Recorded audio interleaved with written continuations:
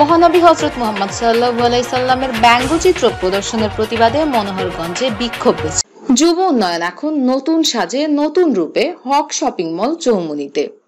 ভর্তির জন্য আজই যোগাযোগ করুন বেগমগঞ্জ যুব উন্নয়ন টেকনিক্যাল ইনস্টিটিউট। ফ্রান্সের রাষ্ট্রীয় পৃষ্ঠপোষকতায় মহানবী হযরত মুহাম্মদ সাল্লাল্লাহু আলাইহি সাল্লামের ব্যঙ্গচিত্র প্রদর্শনের প্রতিবাদে শুক্রবার বাদ জুমা মনোহরগঞ্জ উপজেলার নাথের পেটুয়ায় বিক্ষোভ মিছিল করেছে সর্বস্তরের তৌহিদি জনতা।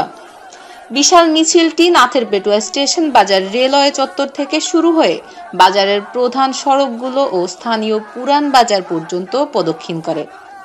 মিছিলে রসুলের অবমাননা মেনে নেওয়া হবে না, ফ্রান্সের পণ্য বর্জন করতে হবে, ইসলামের শত্রুরা হুঁশিয়ার, সাবধান ইত্যাদি স্লোগান দেয় তারা। মিছিল পূর্ব রেল স্টেশনের চত্বরে এক সংক্ষিপ্ত সমাবেশ অনুষ্ঠিত হয়। এতে বক্তব্য রাখেন উপজেলা পরিষদের চেয়ারম্যান মোহাম্মদ জাকির হোসেন ও নাথের পেটুয়া রেলওয়ে সুপারমার্কেট জামে মসজিদের খতিব মাওলানা রাশিদুল ইসলাম রহমতপুরী।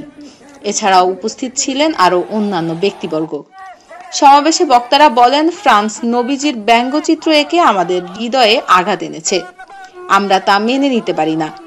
এর জন্য ফ্রান্সের প্রেসিডেন্টকে ক্ষমা চাইতে হবে।